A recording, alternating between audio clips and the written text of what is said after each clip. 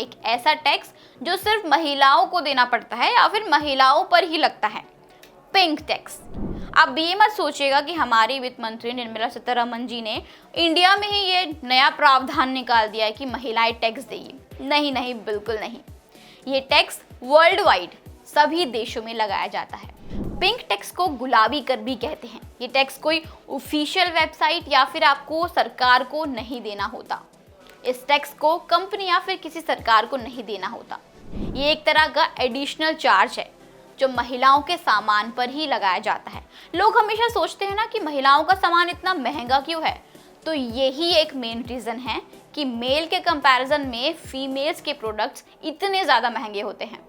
अब ये जान लीजिए कि कैसे लिया जाता है पिंक टैक्स।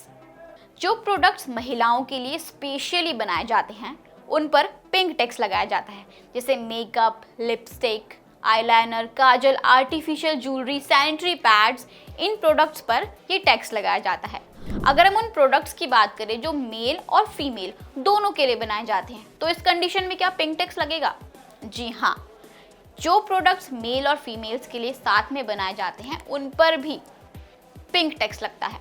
भारत में पिंक टैक्स कानूनी रूप से नहीं लाया जा सकता, ऐसा नहीं है, लेकिन सरकार ने इस पर अभी तक कोई रूल नहीं बनाया है। मतलब ये तय नहीं हुआ है कि किस प्रोडक्ट पर कितना टैक्स लगेगा।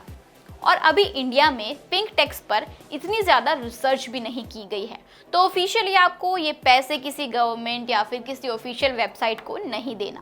आपने अक्सर नोटिस किया होगा, हम किसी शॉप में सामान लेने गए हैं, वहाँ पर वही सेम प्रोडक्ट मेल और फीमेल दोनों का है, लेकिन मेल का प्रोडक्ट थोड़ा सा सस्ता होगा और वही प्रोडक्ट फीमेल का महंगा होगा।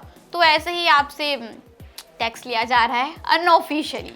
So for more videos go and subscribe India news.